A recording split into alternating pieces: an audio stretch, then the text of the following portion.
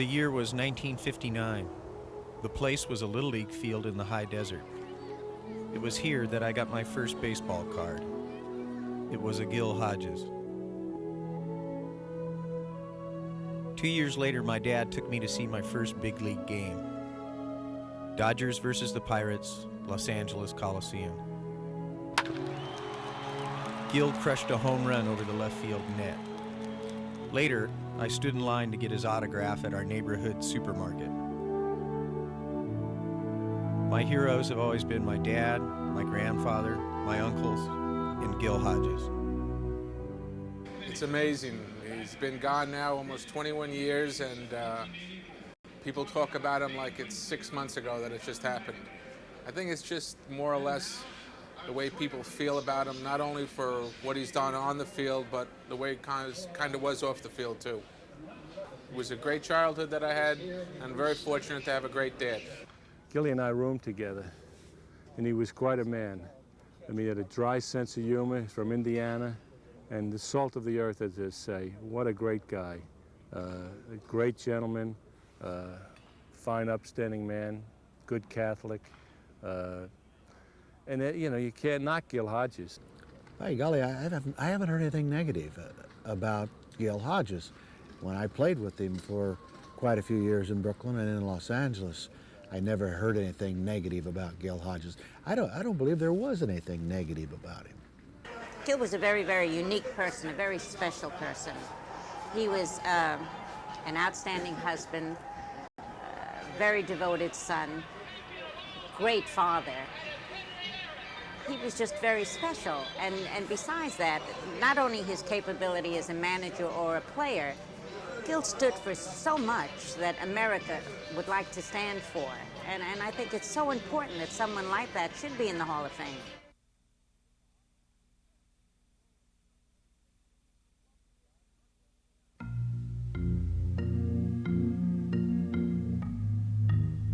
The Dodgers have left Brooklyn a long time ago, but there'll never be fans like they were for the Dodgers. Mention the word Dodgers or Gil Hodges, and there's just so much admiration for the feeling that happened in those days that it's just wonderful. In the modern era, players kind of avoid the communities and go to private sectors a little bit more than Gil did. Gil lived on Bedford Avenue in Brooklyn, and family still lives there. Gil was adopted by Brooklyn, and he moved there and stayed there. I've been to Gil's church in Brooklyn, the Catholic church in his neighborhood, and he became a very strong part of the neighborhood he lived in and his family. So Joan and Gil were a little different than the rest of us, and I think the city of Brooklyn felt great ownership in the Dodgers because one of their superstars selected them as a hometown. Gil's the one that made you feel that way. Gil's the one that made you want to be a pro, want to be a big leaguer, wanted to walk in the shoes of the immortals from Brooklyn, from Ebbets Field, from the Polo Grounds, from Yankee Stadium, and all over. You wanted to be able to walk proudly in those baseball spikes, and he's the one that taught me how to do that. Gil was a good humanitarian. Gil was a good human being, just a great person. And anybody that knew him will never let his name die. And this is the reason why. Gil's name will live forever in New York. He'll be on the same level with the Almighty. That's the type of guy Gil was.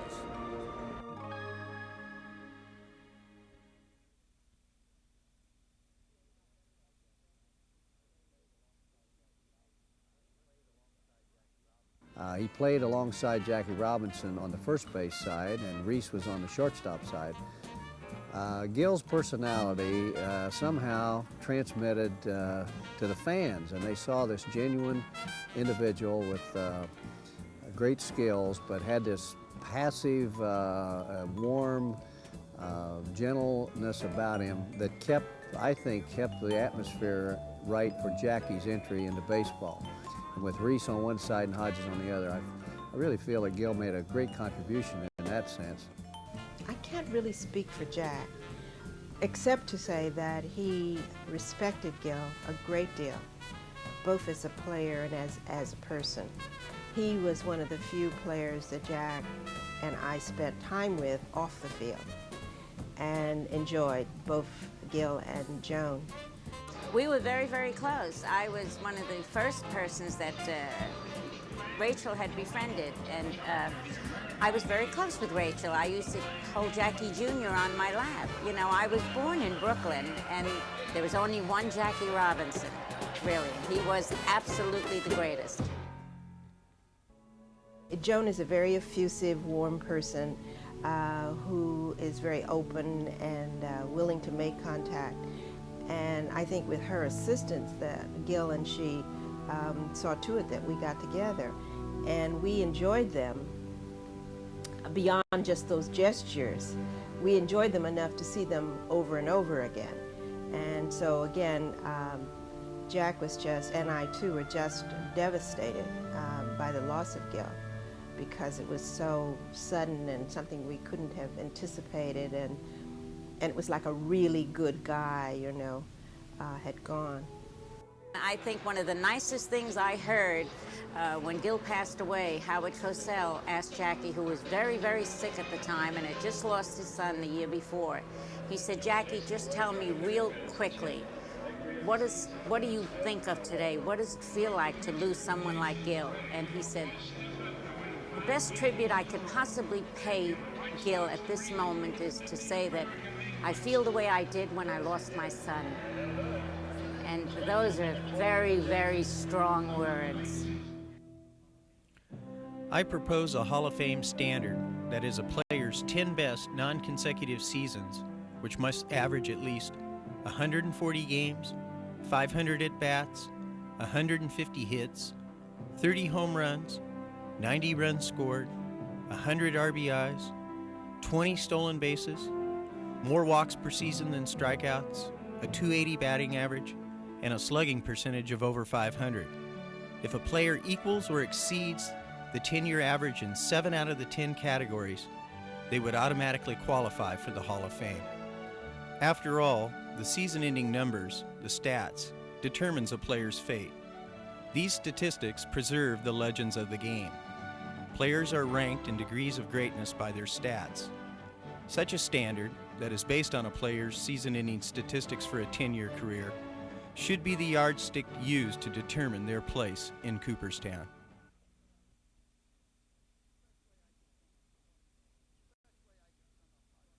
The best way I can sum up Hodges in the Hall of Fame, actually, is to talk about the comparison I would make would be Willie Mays.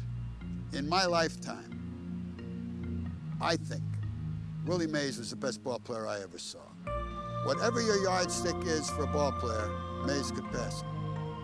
Whatever your yardstick is for the Hall of Fame, Hodges can pass it. The individual numbers were not important. We knew the numbers would be there if we won. If the team is successful, then there's going to be some good numbers there. Quite a few guys are going to have good seasons. And he certainly contributed in that department. He helped us win so many games with his glove, with his bat, and just the way he helped run the team when they were out on the field. I can remember being in the ballpark in Brooklyn the night he hit the 4 home runs. And I used to kid him about it, you know, and because I used to say to him, the pitchers never really got a chance to zero in on you because he hit the 4 home runs, hit them off 4 different pitchers. 2 left-handers and 2 right-handers. He could beat you with a home run, he could beat you with a base hit, but you know, he could field, he could throw, he could run, and I mean, he could beat you other ways than just with a home run. Good hitter, yes. Power, yes. He hit all fields. Gil was an outstanding player. Saved many, many games with his defense, even when he wasn't hitting. So it's hard to imagine that Campanella, who was catching on that infield, Reese at shortstop, Robinson at second, all in the Hall of Fame. It just seems incomplete that Gil Hodges would not be a member of that outstanding infield. And I think in time that will happen, and it will be certainly justified. Walter Ralston once said, "I've been in baseball 30 years, and I keep hearing about good curveball hitters, and sooner or later I hope I see one." He was some kind of fastball hitter. I mean, the old joke about Trying to sneak a fastball by Hodges like trying to sneak a sunrise past a rooster. It just, his eyes would light up when he saw that pass. You throw him, Ralph Barranca, some of the guys who played on the team with him, they used to say if you threw Hodges 65 curveballs in a row and then threw him that fastball, he'd jump on it. He'd be ready for it whenever you threw him the fastball.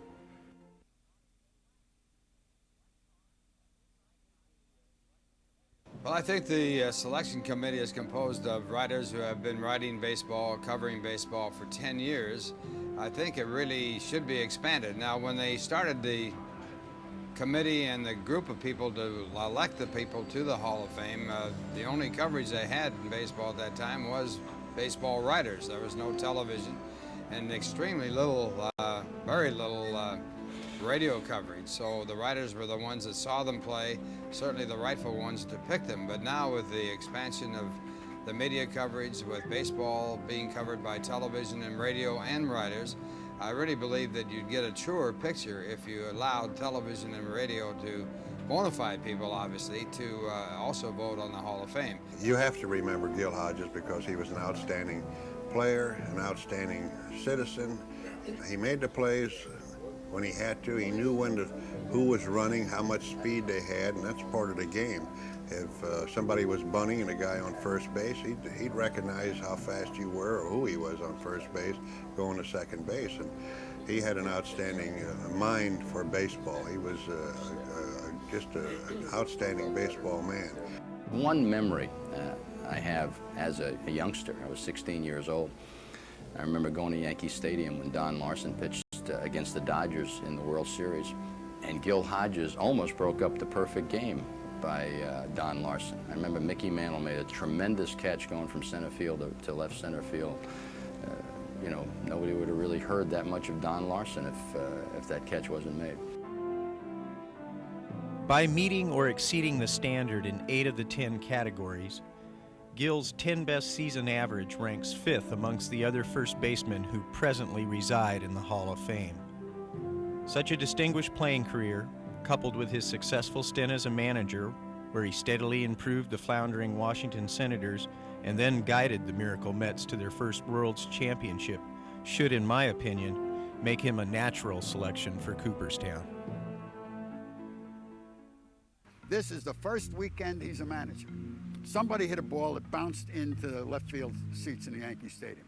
And the umpire, who was at second base, just didn't see it, got his vision blocked, and he thought it had gone in on the fly, and he circled it as a home run. So he reverses himself, and it's a ground rule double.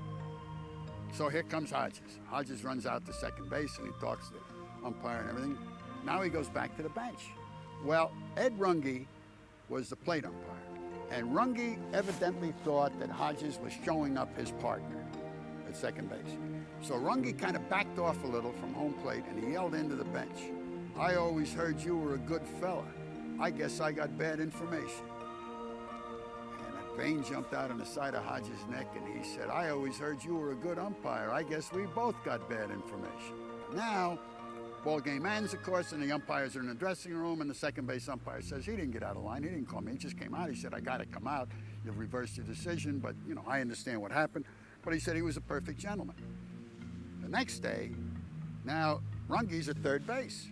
So when he gets to the end of the first inning, Eddie Yost is coaching for Hodges. He comes in from third base, and he said, "I got a message for you." He said, "The third base umpire said to tell you he was out of line yesterday." Hodges said, "Tell him I don't remember yesterday." On our '69 Mets team, everybody didn't like Gil, but they respected him. And so the guys that didn't like him were the guys that wanted to be playing more, wanted to be more of a part of it. And because he was the manager, he's the guy that was in their way, but nobody ever thought he was in their way when we wore that ring. When you thought that we should get somebody up in the bullpen, when it finally occurred to you as a player on the field into the game, you would just glance over your shoulder. There was already somebody up. So you couldn't, as a player, you couldn't outguess him. You couldn't be quicker than him. He had a wonderful sense of timing and perception. He utilized his players very well. I think he made all of us overachievers. The pity is that he did die, because the talk for so many years is that Gil should have been in the Hall of Fame as a player, and I felt that if he would have managed just a little bit longer and lived a little bit longer, he would have gotten into the Hall of Fame as a manager. Gil, to me, was the best manager I ever seen in the big leagues or anywhere, because he was always a step ahead. He knew exactly what he was going to do the next inning. If this happened, if something else happened, he knew exactly what was going to happen after that. The difference between Yogi as a manager and Gil as a manager, and this is in humor, Yogi, okay? This is fun, okay, Yogi, if you ever see this. But the difference between Yogi Berra and Gil Hodges as managers is 6 innings. In the 3rd, Gil was going to be thinking about what he was going to do in the 6th. In the 6th, Yogi was thinking about what he should have done back in the 3rd. And then I went to Philadelphia, and they asked me, what's the difference between Yogi and Danny Ozark? And the answer there was, Danny's taller. Sorry, guys. I think Bud Harrelson and Tom Seaver and players like that, I think he had some influence on them. Of course, they were great athletes, and I'm sure they would have produced just the way they produced, but he also had some help with them, I think. Ball players know who managers are. I remember Seaver saying one time that Hodges was not a father figure to me. I had a father who was a father figure to me. Hodges treated me as a professional. And he said, that's all I wanted from him, and he said he was great at it. Certainly, I came to New York fairly young, I guess 21 by the time I got here. I signed at 19 with the Mets organization, and Gil kind of reminded me of my father. He was almost my father image while he was here. I met him for the first time in the winter before we started our spring training and season, and he stuck out this unbelievably big hand. I didn't know whether to put both hands in it or one. You know, he was intimidating size-wise, and he said, hi, Bud, how you doing? Fine. He said, can you play center field? And I said, sure.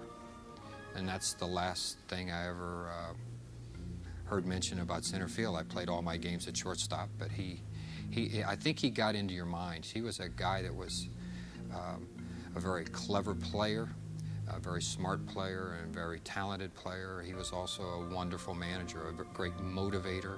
Gil exuded a type of authority that was maybe almost even parental, but definitely there was authority there, and people listened when he spoke. And I think that's something that may be lacking in the big leagues right now. Probably the most disappointing thing that ever happened to me in my career was, and if it's not the most, it certainly ranks, was that I never got a chance to play for Gil because he wanted me to be in a ball club. I admired him so much as a player on another team, the way he ran a ball club. But here's a guy who really wanted him to be on his club, traded for me, and I never got a chance to be underneath him. He was more than like a dad. He was like your dad, your school teacher, your coach, your everything. Everything that was out there that you felt accountable to, Gil was all that wrapped up into one. And it was a pleasure to have that feeling towards him. It wasn't a fear thing. It was almost like, this man, I have to be the best I can be for this man, and what a pleasure it is to go out and try to discover what that is. Incidentally, my opinion of Gil Hodges as a manager is of the highest degree. He was an outstanding manager, and he epitomized what life is all about. He was stern, he was honest, he was hardworking, and he was the type of person that you'd always want to have as a friend. Gil Hodges was always a gentleman. You know, he was like a quiet inferno all the time because he was a thunderous hitter, and yet he was a very gentle man. And I watched him carry that into his managing career with the Washington Senators and over with the Mets, and you know, what he did in 1969 as the quiet leader with everybody thinking our ball club was going to win it in St. Louis in 1969. I thought it was marvelous. I think they should take into consideration this man. I think with everything added up, the bottom line should be Hall of Fame.